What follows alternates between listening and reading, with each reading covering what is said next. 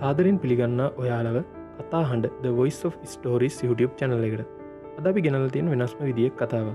මේ කතාව තව කෙනෙකුට බලන්න ෂෙයා කරන්න අමතක කරන්න එපා. ඒ වගේම like කරලා subscribe කරලා අපිත් එක්ක රැඳිලා ඉන්න කියලා ඉල්ලන ගමන් අපි යමු කතාවට. මේ කතාව පටන් ගන්නෙ මෙන්න මේ විදිහට. ධනපති වගේම දානපති ව්‍යාපාරිකයෙක් වුණු අමිත් රණබාහුගේ මරණය පත්තරවල වගේම සමාජ මාධ්‍යයේත් පුවත් මවන මාතෘකාවක් වුණා.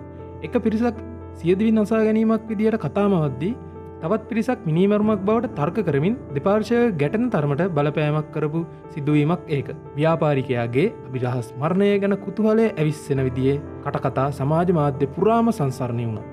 අමිත්ගේ හැම මාසෙම කෑම වේලක් ලැබුණු ළමා නිවාසයේ පාලිකාව ලියපු දිග Facebook සටහනට ලොකු ප්‍රසිද්ධියක් ලැබුණා.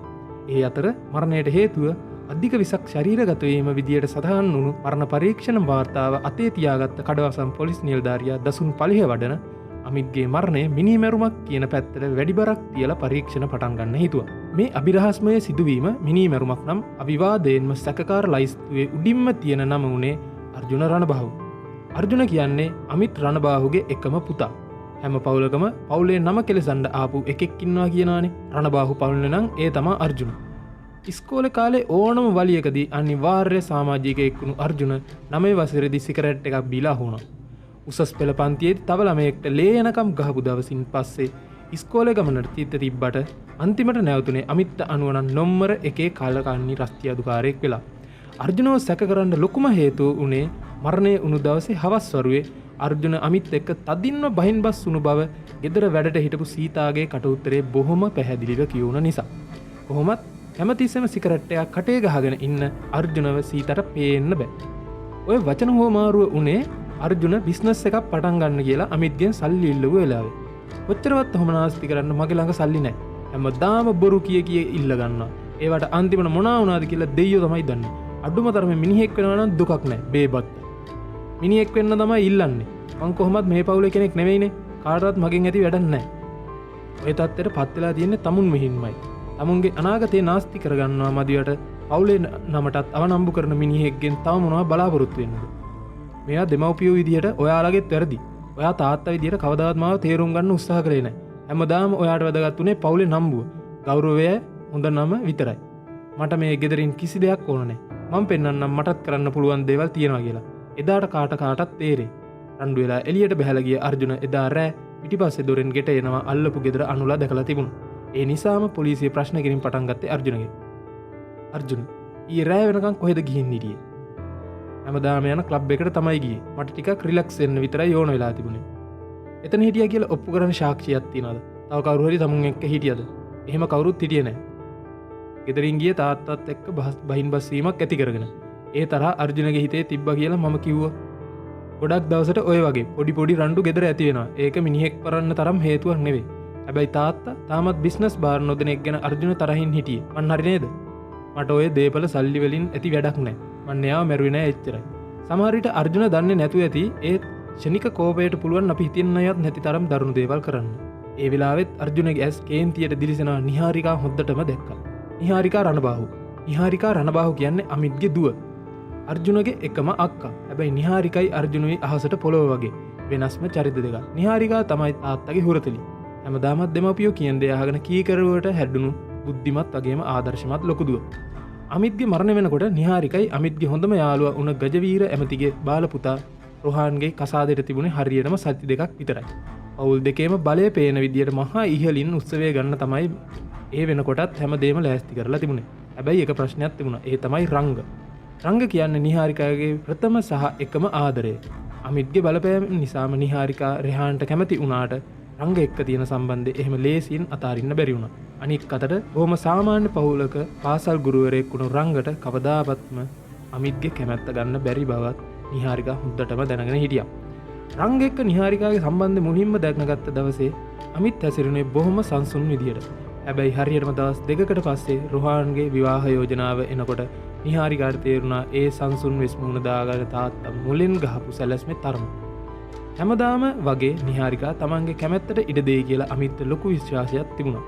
ඒත් නිහාරිකා ජීවිතේ පළවෙනි වතාවට තාත්තට අකීකරු වෙන්න තීරණය කරලා තිබුණා. සැලොන් යනවා කියලා උදේ ගෙදරින් ගිය නිහාරිකා රංග එක්ක හන්දියේ ජූස් බාර් එකේ ඉන්නවා අමිත් දැක්කේ ඒ අවාසනාවන්ත මරණයට කලින් දවසේ. එදා ගෙදර ආව ගමන් අමිත් කලේ දුවට අවවාද කරන එක. හැබැයි නිහාරිකා ජීවිතේ පළවෙනි වතාවට තාත්තට විරුද්ධව ගිහිල්ලා Taman වෙනුවෙන් කතා කරන්න හිත හදාගෙන හිටියේ. තාත්තට බෑ මට කිසිම ආදරයක් දැනෙන්නේ නැති කෙනෙක්ව කසාද බඳින්න කියලා බල කරන්න. තාත්තා විදියට මට අයිතියක් තියෙනවා මගේ ළමයි ගැන තීරණයක් ගන්න. ඔයා කුමාරිකාවක් වගේ හැදුණු කෙල්ලේ. හිතනවාද අර හිඟන්නට පුළුවන් වෙයි කියලා ඔයාව ඔය වගේ සැප හසුවට තියන්න. තාත්තා මොනවා කිව්වත් මට තව දුරටත් ඔයාලගේ රූකඩයක් වෙන්න ඕනා නැහැ. නිහාරිකා මං තමුන්ට හැම දෙම තියෙන්නේ. කියන දේ අහන්න බැරි නම් මට දුවෙක් හිටියේ නෑ කියලා මං හිතා ගන්නවා. හැබැයි හොඳට මතක තියාගන්න රොහාන් එක්ක මේ කසාද සිද්ධ නොවුනොත් මං අර හිඟන්නව ඉවරයක් කරලා දානවා. දන්නවනේ මේ තාත්තගේ හැටි. ඔය හිතේ තියෙන දේවල් කරන්න පුළුවන් වෙන්නේ මන් මැරුණු දාකට තමයි. අමිත් ගිමල් මාලයක් දාපු ෆොටෝ එක දිහා බලාගෙන ඉන්නකොට තාත්තා වෙනුවෙන්ද රංග වෙනුවෙන්ද Taman වෙනුවෙන්මද හිතාගන්න බැරි කඳුළු පේලි දෙකක් නිහාරිකාගේ කම්බුල් දිගේ ගලාගෙන ගියා. අර්ජුන එදා රෑ මරණය වුණු වෙලාව පුරාම ක්ලබ් එකේ හිටිය බවට ඉස්සරහා ගොඩනැගිල්ල තිබුණු CCTV දර්ශන වලින් පැහැදිලි කරගත්ත පොලිසිය හිටියේ පැටලුණු නූල් බෝලේ කෙරවරක් සොයා ගන්න බැරුව. ඒ අතරේ ගෙදරක රහස් හොඳටම දන්නේ ගෙදර සේවකයෝ බව තදින්ම විශ්වාස කරපු දසුන් පලිය වඩන සීතාගෙන් ප්‍රශ්න කිරීම දිගටම කරගෙන ගියා. නිතරම කුස්සියේ ඉන්න කෙනාට තමයි පුළුවන් කෑමකට බීමකට ලේසියෙන්ම වස එකතු කරන්න. අමිත් එදා සීතට කෑ ගැහුවා කියලා නිහාරිකාගේ කට උත්තරේ තියෙනවා.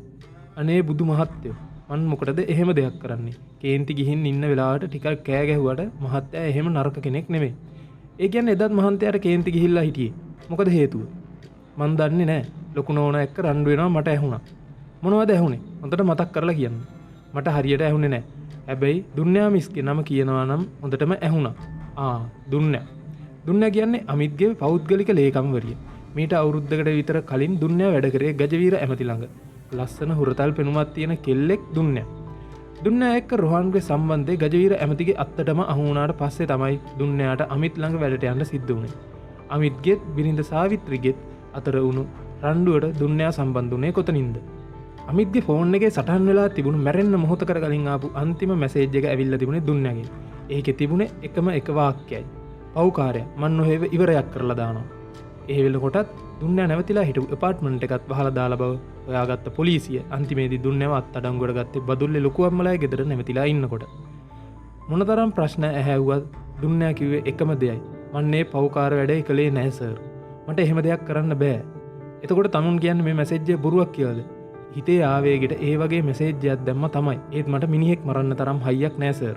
දුන්නා මොනවා කිව්වත් පොලිසිය පිළිගන ගන්න වෙලාවක ගජවීර ඇමතිගේ දේශපාලන බලපෑම් නිසා දුන්නාව පුළුවන් තරම් හිර කරන්න පොලිසිය උත්සාහ කරන වෙලාවක දුන්නා හංගගෙන හිටපු හැමදේම අමාරුවෙන් වුණත් කියලා දාන්න ලෑස්ති වුණු වෙලාවක තමයි ඒ අරුම් පුදුමය සිද්ධ වුණේ.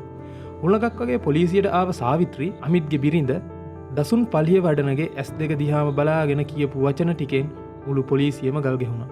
මම තමයි ඔයාලා හැමෝම හොයන අමිත්ගේ මිනිමරුව. දැන්වත් එක එක්කෙනාගේ උමනාවට ඔය පොඩි කෙල්ලට වද දෙන එක නවත්තන්න. හැම කෙනෙක්ගේම කටවල් බාගෙට අරවන්නට සමත් වුණු ඒ ප්‍රකාශයෙන් පස්සේ ඒත් ඇයියේ අහන්න මතක් වුණු එකම නිලධාරියා දිහා බලලා කටකොණින් hina වුණු සාවිත්‍රි දසුන්ගේ ඉස්සරහා මේසේ උඩින් කොළ කෑල්ලක් තිබ්බා. ඒක පොලිසිය අමිත්ගේ ලාච්චුවේ ලිපිගොනු අදිනකොට හම්බුණත් සිද්ධියට අතල නැති බව හිතලා ඉවත දාපු රාධිකා වීරවර්ණ විදියට නම සටහන් වුණු කහ ගැහුණු මරණ සහතිකයක්. කවුද ඒ රාධිකා? රාධිකාව මුණ ගැහෙන්න නම් අපිට අවුරුදු 24ක් අතීතයට යන්න සිද්ධ වෙනවා. රාධිකා කියන්නේ ඔය සාවිත්‍රිගේ එක්කම බාල සහෝදරි. නිහාරිකා ඉපදුණු අලුත් සාවිත්‍රිගේ උදව්වට එනකොට රාධිකාට වයස අවුරුදු 19යි. සාවිත්‍රිගෙන් අතපසු වෙන ගෙදර දොර වැඩ හැම දෙයක්ම අඩුවක් නැතුව කරපු රාධිකාට ඒක අවාසනාවන්ත දවසක සාවිත්‍රිගෙන් අතපසු වෙන සැමියාට ඉටුවිය යුතු යුතුයකම් කොටස ඉටු කරන්න සිද්ධ වීම තමයි මේ හැම දෙයකම පටන් ගත්තේ. එදා මහරෑ උත්සවයකට ගිහින් ආව අමිත් තමන්ව කෙලසපු බව රාධිකා සාවිත්‍රිට නොකීවේ අක්කගේ පෞල් ජීවිතයේ ඇතුලේ ප්‍රශ්න ඇති කරගන්න තිබුණු අකමැත්ත නිසා. ඒත් අමිත්ගේ දෙවනි උරුමකාරයා හුස්ම ගන්නේ අසාද බිරිඳ වුණු සාවිත්‍රිගේ කුසේ නොවේ. රාධිකාගේ කුසේ බව දැනගත්ත දවසේ මේ සහෝදරියෝ දෙන්නම එකිනෙකා බදාගෙන උඟ වෙලාවක් ඇඬුවා. උඟ වෙලාවකට පස්සේ තීරණයක් ගත්ත සාවිත්‍රි අමිත් ඉස්සරහා හිටගෙන හිටියා. වෙච්ච දේවල් වුණා. දළුව රැබෙනකන් රාධිකා අපේ ගෙදරම ඉඳී. ඊට පස්සේ අපිට පුළුවන් බබව හදාගන්න. අපි දෙන්නගෙම දරුවෙක් විදියට. ඒත් එදා අමිත් ඒකට කැමති වුණේ නැහැ. අමිත් කිව්වෙම තමන්ට දැන්ම දරුවෝ දෙන්නෙක්ගේ වගකීම් දරා ගන්න බෑ කියලා. අමිත්ගේ තීරණය වුණේ රාධිකාගේ දරුවව නැති කරලා දාන්න. බොහොම දුප්පත් පවුලක රූප ස්වභාව විතරක්ම උරුමය විදියට ගෙනාව සාවිත්‍රිටත් එදා අමිත්ගේ තීරණයට ඉහළින් යන්න තරම් හයියක් තිබුණේ නැහැ. ඒ මූසල දවසේ නගර කොනේම තිබුණු අඳුරු ගබ්සා මධ්‍යස්ථානය තුළට අමිත් එක්කම ගියපු රාධිකා ආයෙමත් පණ පිටින් එළියට ආවේ නැහැ. අමිත්ගේ දිගු කාලින පාසල් මිතුරා දොස්තර ප්‍රියංජනගේ අත්සනින් සටහන් වුණු මරණ සාතිකයේ මරණයට හේතුව විදියට තිබුණේ හදිසි හෘදයාබාධයක්. රාධිකා නූපන් දරුවත් ගැන රහස දන්න අය ලෝකෙටම හිටිය 3 දෙනෙක් විතරක් නිසා රාධිකා වැළලුණු අතීතයක්ම වෙලා නතර වුණා. සාවිත්‍රිගේ අතීත කතාව මුල ඉඳලම අගට සාවධානව අහගෙන හිටපු දසුන් එක ප්‍රශ්නයක් ඇහුවා. එතකොට මිසිස් රණබාහු කියන්නේ මට ওই කතාව විශ්වාස කරන්න ගියද? පරිගන්න ඕන නම් මයි මේ තරම් කාලයක් ගන්නෙ? අවුරුදු 20 ගාණක්ම බලාගෙන හිටියේ. අවුරුදු 20 ගාණක් බලාගෙන හිටියා නෙවෙයි. මම බලාගෙන හිටියේ ආයෙමත් ඒ වැරද්ද කරනකම්. සාවිත්‍රිගේ විශේෂ ඉල්ලීම මත මාධ්‍යයටවත් කිසිදා නිරාවරණය නොවුණු ඒ කතාව මම දැන් ඔබට කියන්නම්. මේ කතාව පටන් ගන්නේ දුන්යාගේ ආගමනයත් එක්ක. දුන්යා අමිත්ගේ පෞද්ගලික ලේකම්වරිය විදිහට වැඩ කරන්න පටන් ගත්තට පස්සේ දවසින් දවස අමිත්ගේ හිතේ දුන්යා ගැන තියෙන ආසාව වැඩි වුණා. හැබැයි මොන තරම් උත්සාහ කළත් අමිත්ට දුන්යාව තමන්ගේ පැත්තට නම්ම ගන්න බැරි වුණා. තමන්ට ඕන දේ මොන විදිහෙන් හරි ලබා ගන්නා බවට ව්‍යාපාර ලෝකයේ ප්‍රසිද්ධ අමිත් ඒක ඔප්පු කරලම් පෙන්වුව දවසේ දුන්නට නම් අමතක වෙන්නේ නැහැ. රොහාන්ට ආදරය කරන කාලේ රොහාන් එක්ක තනි වුණු වෙලාවක ගත්ත වීඩියෝ පටයක් පෙන්වලා තර්ජනය කරපු අමිත් දුන්යාව හොටෙල් කාමරයකට එක්කගෙන ගියේ සැරයක් දෙසරයක් නෙවෙයි. දුන්යා තවත් එක රාධිකා කෙනෙක් වෙන්න ගියේ මාස කීපයයි. දුන්යාගේ කුසේ අමිත්ගේ දරුවෙක් වැඩෙන බව දැනගත්තට පස්සේ රාධිකාට දුන්න විසඳුමම දෙන්න අමිත් දෙපාරක් හිතුවේ නැහැ. ඒත් මේ පාර අමිත්ට වැරදුනා. එදා උදේ දුන්යාත් සාවිත්‍රිත් අතර සිද්ධ වුණේ රහස් සමුවීම ගැන අමිත් දැනගෙන හිටියේ නැහැ. අතීතයේ ආයෙමත් ඇස් ඉස්සරහා වෙනකොට කෑ ගහලා අඬන්න හිතෙන තරම් අමාරුවෙන් හිත පාලනය කරගත් සාවිත්‍රී අන්තිම වතාවටත් අමිත් එක්ක මේ ගැන කතා කරන්න හිතුවා. ඒත් අමිත් දුන්නේ අවුරුදු 24කට කලින් දීපු උත්තරේමයි. අමිත් මේ ගෑනු ළමයා තාම ජීවිතේ පටන් ගත්තා විතරයි. එයා කැමති බබාව ලැබුණාට පස්සේ අපිට දීලා ඈතකට ගිහින් අලුතින්ම පටන් ගන්න. තමුසට පිස්සුද? මට බෑ එක එක ගෑනුන්ගේ ළමයින්ට නම දෙන්න. මං කියන දෙයට කැමති වුණාම කාටවත් ලේසි. ඔයා දුන්නයට කරන්න යන්නේ මගේ නංගිට කරපු දෙයමයි. මං තමුසගේ නංගි මැරුවේ නෑ. මං කිව්වනේ ඒක සම්පූර්ණයෙන්ම අත්තරද්දකින් වුණු දෙයක්. අනික දුන්නයට ඕනේ අලුතින්ම පටන් ගන්න නම් ඇයි මේ දෙයට එකඟ වෙන්න බැරි? මොකද තාම ඉපදිලා නැති දරුවන්ට උනත් අම්මලා ආදරේ. ඔය ආදරේ කියන එක තමයි ගෑනුන්ගේ ලොකුම දිරුවල්කම. රාධිකාට වැරදුනේ තමුසට තිබුණු ආදරේ නිසා. දුන්නට වැරදුනේ රොහාන්ට ආදරය කරපු නිසා. මට වැරදුනේත් ඔයාට ආදරය කරපු නිසා වෙන්න ඇති කියපු සාවිත්‍රි ඒ වෙලාවේ තීරණයක් ගත්තා. තමන්ට අම්මා කෙනෙක් වගේ සලකන සාවිත්‍රි මැඩම්ට හැම දෙයක්ම කියන්න තීරණය කරපු දුන්නට අඬන්න උත්‍රහිස දුන්න සාවිත්‍රි අමිත්ගේ කිරියකට වස මිශ්‍ර කරපු සාවිත්‍රිමයි. එදා රාධිකාට අසාධාරණයක් වුණ බව දැනත් කිසිම දෙයක් කරගන්න බැරුව ලතැවුණු කාලයක් එක්ක අයිය හිතක් තියෙන පරිණත ගෑණියෙක් වුණු සාවිත්‍රිමයි. දැන් දසුන් පලිය වඩන ඉදිරියේ කිසිම පසුතැවීමක් නැති ඇස් දෙකෙන් බලාගෙන ඉන්නේ ඒ සාවිත්‍රිමයි. මං මගේ පලිය ගත්තා. දැන් මට ඉතුරු ජීවිත කාලේ කොහේ හිටියත් සැනසීමෙන් ජීවත් වෙන්න පුළුවන් කියපු සාවිත්‍රි ලස්සනට hina වුණා. දුන්නගේ ඇහෙන් වැටුණු කඳුළු බිඳුවක් රාධිකාගේ මරණ සාතිකයේ උඩට වැටිලා ඉහිරිලා ගියා. ඒ කඳුළ වැටුණ තැන ඇඟිලි තුඩින් පිහලා දාපු සාවිත්‍රි ජීවිතේ කවදාවත්ම නොහිටිය තරම් සැනසීමකින් උතුෙන් නැගිට්ටා.